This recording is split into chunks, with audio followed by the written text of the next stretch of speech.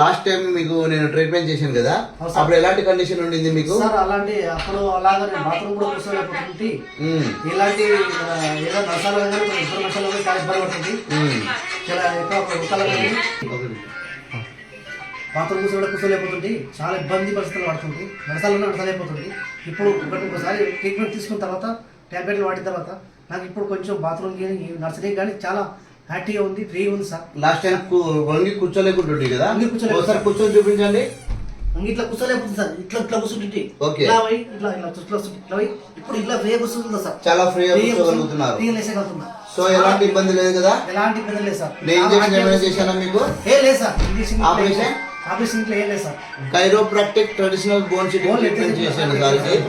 With in a single session లోనే సార్కి వచ్చేసి ఆల్మోస్ట్ 70% రిజల్ట్ వచ్చింది. ఇప్పుడు సెకండ్ సెషన్కి వచ్చారు. సెకండ్ సెషన్ లో సార్ ఇంకా ఫ్లెక్సిబుల్ గా